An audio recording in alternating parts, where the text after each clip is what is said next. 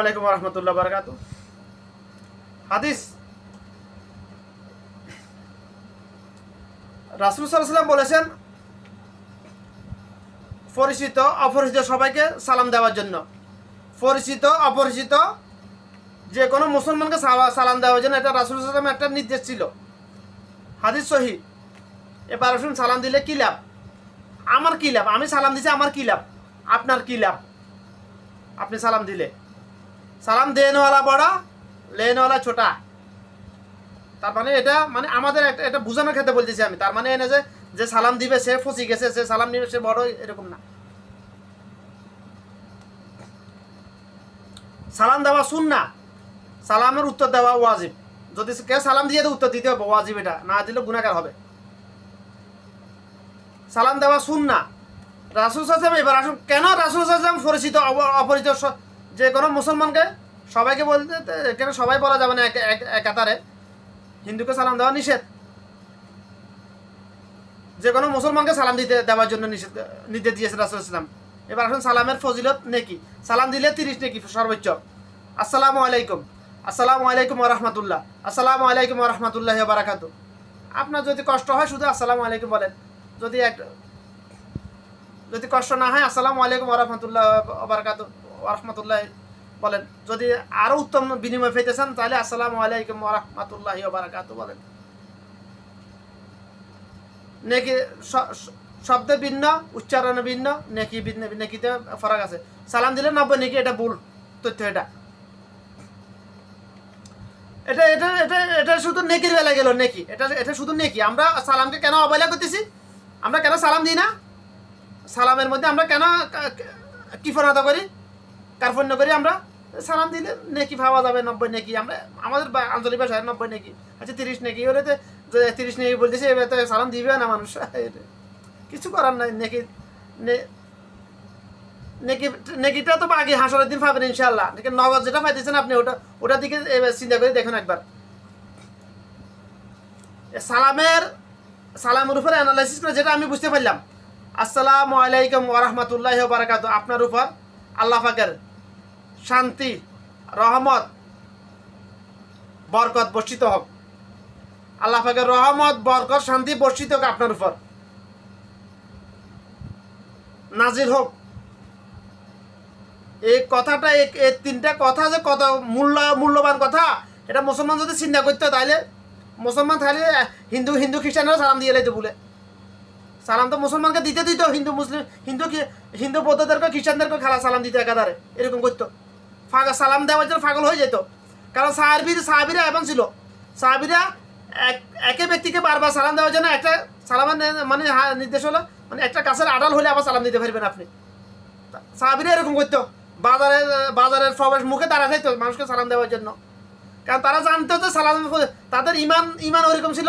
তারা যে কালামালা জানে, বুঝে, কালামালা আলেম জন্মসূত্রে তারা সালামের ফজিলত জানে, শুধু নেকি না, ফজিলত জানে। যে আমি সালাম দিলে আমি যে তার জন্য দোয়া করতেছি, সে আমার জন্য দোয়া করবে, ও নিজের লাভ। এটা দোয়ার ক্ষেত্রে আল্লাহ পাক যদি কোনো বান্দার উপর আল্লাহ পাকের রহমত, বরকত নাজিল করে, শান্তি নাজিল করে, তার কি দুনিয়া আখিরাত নিয়ে আর কোনো চিন্তা থাকে? একটু চিন্তা করে দেখুন সালামের অর্থের দিকে। আমি সালাম দিলাম, সালামের রাসূল সালামের নির্দেশ, কেউ যদি তোমাকে সালাম দেয়, সে যত নরম সুরে সালাম দিয়ে তুমি তার থেকে আরো উত্তম নরম সুরে সালাম দিয়ে। কেউ যদি তোমাকে আসসালামু আলাইকুম বলে, তুমি তাকে বলবে মিনিমাম আসসালামু আলাইকুম ওয়া রাহমাতুল্লাহ। কেউ যদি তোমাকে আসসালামু আলাইকুম ওয়া রাহমাতুল্লাহ বলে, তুমি তো তাকে বলবে আসসালামু আলাইকুম ওয়া রাহমাতুল্লাহি ওয়া বারাকাতুহু। তার থেকে আরো উত্তম সালাম বিনিময় দেওয়ার চেষ্টা করবে, জবাব দেওয়ার চেষ্টা করবে। এটা রাসূল সাল্লাল্লাহু আলাইহি ওয়াসাল্লামের নির্দেশ। কেন? আমার লাভ ভাই, আমি সালাম দিলে আমার লাভ। আমি তার জন্য দোয়া করলাম। সে যদি সালামের জবাব না দেয়, ফেরেশতারা আমার পক্ষ নিয়ে কথা বলবে, আমার জন্য দোয়া করবে। এবার আসুন আমাদের দেশের মধ্যে কি সমস্যা আছে। সালামের মধ্যে শিরিক ঢুকে দিচ্ছে আমাদের দেশে, ঢুকে গেছে। সালামের মধ্যে শিরিক ঢুকে গেছে আমাদের দেশে।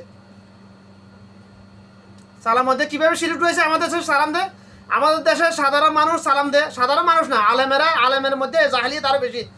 আমাদের দেশে যারা মোল্লা, যারা ধর্ম ব্যবসায়ী মরা গেলে রান খাওয়ার জন্য মূল্য হয়েছে, তারা বেশিরভাগ মানে সাধারণ মানুষের সামনে আসলে হাতে মুখে সাইনাইটি বই থাকে, মানে আমি হুজুর, আমি কেন সালাম দিব, হাতে আমরা সালাম দিব, এই চিন্তা ভাবনা নিয়ে বসে থাকে।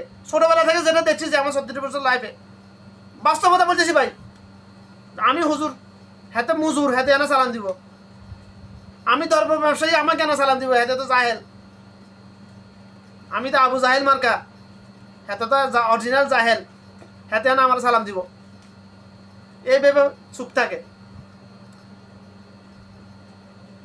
এটা হচ্ছে অহংকার।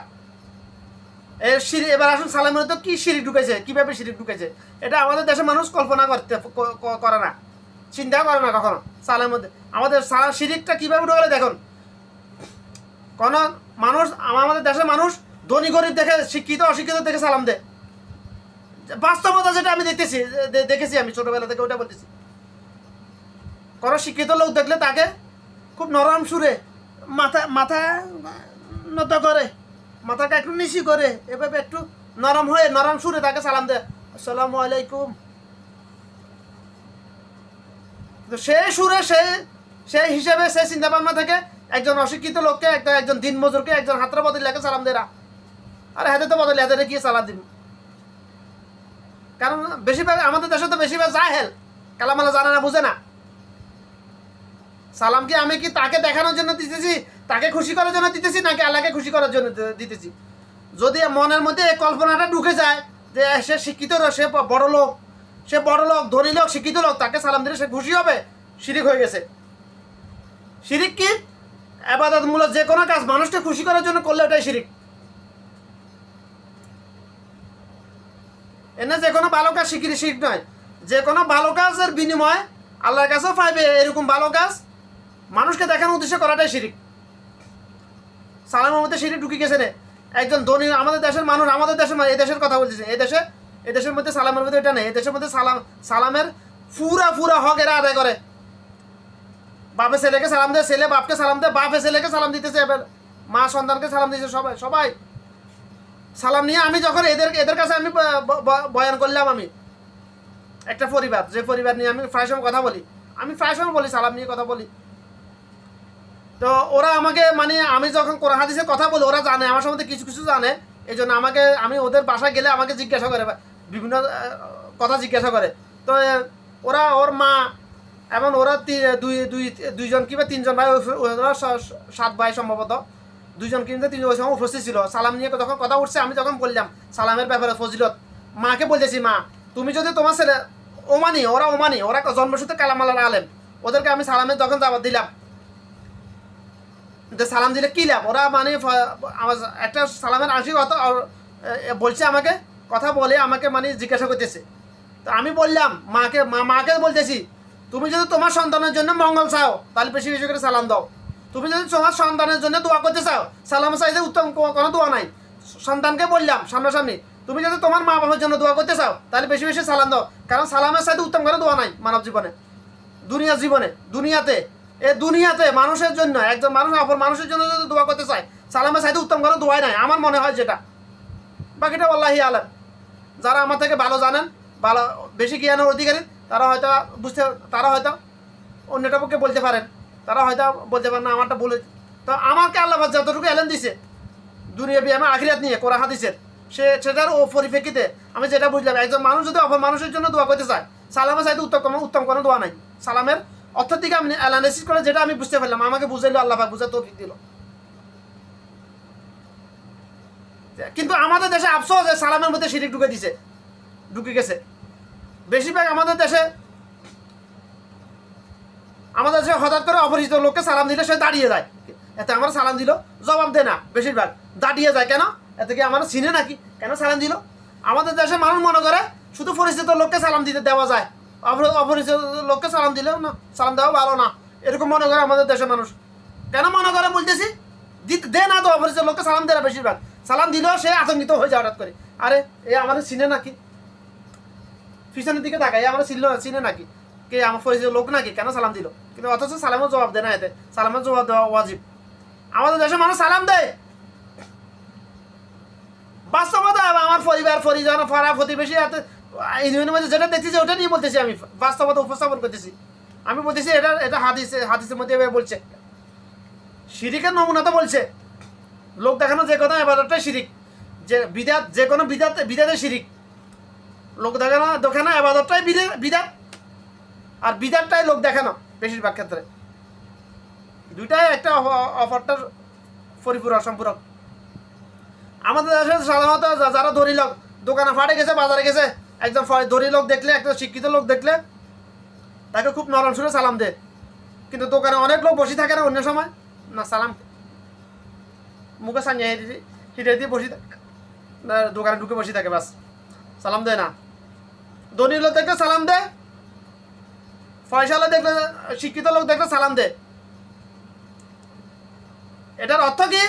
তাকে তাকে তাকে দেখানোর জন্য আমি তোমাকে সম্মান, এই অর্থ সালাম দে, এই নিয়ে তো তাকে সালাম দে, আমি তোমাকে সম্মান করি, আমি তোমাকে ভালোবাসি, এই জন্য আমি তোমাকে সালাম দিতেছি। শিরিক ঢুকে গেছে না, শিরিক ঢুকছে না, এটাতে ঢুকে গেছে শিরিক। কত সূক্ষ্মভাবে শয়তান মানুষের কলমের মধ্যে শিরিক ঢুকে দিচ্ছে দেখুন। শয়তান মানুষকে কিভাবে জাহান্নামে নিয়ে যাবে। আরে মানুষ আদম সাথে এটা বুঝতে পারতেছে না। শয়তানের কত রকমের ফান্দা আছে, যত রকমের সাইল আছে মানুষ আদম সন্তানকে জাহান্নামে নিয়ে যাওয়ার জন্য। প্রত্যেকটা সাইল আল্লাহ পাক আমাকে বুঝাইছে, বুঝার তৌফিক দিয়েছে আল্লাহ পাকের রহমত এটা আমার উপর। আলহামদুলিল্লাহ, আলহামদুলিল্লাহ। জিন শয়তানের কথা, জিন শয়তানের যত রকমের সাইল আছে একটা মানুষকে পথভ্রষ্ট করার জন্য, মানুষকে জাহান্নামে নিয়ে যাওয়ার জন্য, মানুষকে দিয়ে পাপ কাজ করানোর জন্য, প্রত্যেকটা সাল আল্লাহ পাক আমাকে বুঝার তৌফিক দিয়েছে, যেভাবে হোক। আল্লাহ পাকের রহমত এটা আমার উপর বিশেষ, আলহামদুলিল্লাহ। তো যেটা বলে এবার শয়তান দেখো কিভাবে সূক্ষ্মভাবে মানুষকে পথভ্রষ্ট করতেছে, জাহান্নামের দিকে টানতেছে। দেখেন সালামের মধ্যে শিরিক ঢুকে দিচ্ছে কিভাবে, এটা মানুষ কল্পনা করতেছে না। মুসলমান আমাদের দেশের মুসলমান বলতে হবে, এই দেশের না, আমাদের দেশের মুসলমান এটা কল্পনা করে না। এটা ধনী লোক দেখলে সালাম দিই, শিক্ষিত লোক দেখলে সালাম দিই, কিন্তু ফাতরা ফাতলিয়া গরিব লোক দেখলে, গরিব মিসকিন দেখলে তাদেরকে সালাম দিই না। বড়রা মনে করে আরে আমি বড়, আমি কেন সালাম দিব।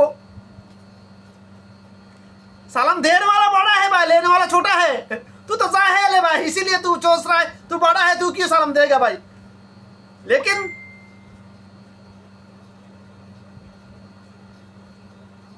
थोड़ा दिमाग में ये सोच आएगा तो, ये अकल तेरे पास है तो सलाम देने वाला बड़ा है, ये तुझे मालूम है तो पहले से तू जरूर तेरे बेटे को सलाम देगा भाई। जो तेरे से छोटा है उससे तू उसको पहले से वो तुझे सलाम देने के पहले से तू उसको सलाम दे देगा। हम ऐसा करता है भाई, मैं ऐसा करता है जब मौका मिलता है मुझे। छोटा जो मेरे से छोटा है उन लोगों को मैं सलाम देता हूँ। उन लोगों को तालीम कौन देगा भाई। আমাদের দেশের মানে যারা বয়স্ক সিনিয়র সিটিজেন তাদের মধ্যে কলের মধ্যে শয়তান অহংকার ঢুকে দিছে। আর আমি বড়, আমি কেন সালাম দিব। আমি মা, আমি বাপ না, আমি হাতেরও জন্ম দিয়েছি, আমি কেন সালাম দিব। হাজারাতে 999 দেমাগিতে চিন্তা ভাবনা শয়তান ঢুকে দিয়েছে আমাদের দেশে। বাস্তব যেটা আপনারা স্বীকার করলে সত্য, না করলে সত্য। আমাদের দেশে মা বাপ সন্তানকে সালাম দেয় না। আবার আমাদের দেশে একটা রীতি রেওয়াজ আছে, যাকে সবসময় দেখা যায় ঘন ঘন দেখে, যার সাথে প্রতিদিন উঠা বসা করা হয় তাকে সালাম দেয় না। যাকে হঠাৎ দেখে তাকে সালাম দেয়। আমাদের একটা রীতি রেওয়াজ, মানে একে ঘরের বাসিন্দা একে অপরকে সালাম দেয় না আমাদের দেশের রীতি রেওয়াজ। যাকে হঠাৎ দেখে কোনো আত্মীয় বাড়িতে বেড়াতে গেলে পুরুষ হোক নারী হোক তাকে সালাম দেয়, কিন্তু নিজের ঘরের ওদেরকে সালাম দেয় না। অর্থাৎ রাসূল সাল্লাল্লাহু আলাইহি ওয়াসাল্লাম বলছেন যে ঘরে সালাম দিয়ে প্রবেশ করা হয় না ওই ঘরে শয়তান বসবাস করে। যে ঘরে ঢুকার সময় আসসালামু আলাইকুম, সামনে যদি কেউ ঘরে আসসালামু আলাইকুম বলে না, সেই ঘরে শয়তান বসবাস করবে। কেউ যদি না থাকে আসসালামু আলাইকুম ইয়া হালাল ভাই সালাম দিয়ে প্রবেশ করেন, ওই ঘর শয়তানের ঘর। আমার কথা ভাই, রাসূল সাল্লাল্লাহু আলাইহি ওয়াসাল্লামের কথা, এটা আল্লাহর কথা। এটা ভাই আমার রাসূল যেটা বলেছেন, আল্লাহ যেটা বলেছেন, দুইটাই একই কথা। আমি বলতেছি নাকি, কথা আমার না। কিন্তু আফসোস আমাদের দেশের মা বাপ অহংকার, শয়তান কলবের মধ্যে এত এই অহংকার ঢুকে দিয়েছে, এই চিন্তা ঢুকেছে আমি বাপ না, আমি মা না, আর আমি হাতেরও জন্ম দিয়েছি, আমার ফ্যাট থেকে বার হয়েছে, আমি কেন সালাম দিব। আমাদের দেশের মানুষের মুরব্বীদের কলবে এই চিন্তা ভাবনাটা, সালাম দেয় না। সন্তানেরা দেয় না, প্রতিদিন মা বাপেরও প্রতিদিন দেখিয়ে সারাদিন দেখিয়ে কত সালাম দিব আর ভালো লাগে। হ্যাঁ, মাসে 2 মাসে সপ্তাহ 10 দিনে একবার দেখলেন সালাম দিতাম, বিরক্ত হয়। সালাম কে কারা দিতেছে, দে না। শুধুমাত্র মোবাইলে সালাম দেয় দূর থেকে, বাস সামনাসামনি সালাম দেয় না। আফসোস আফসোস।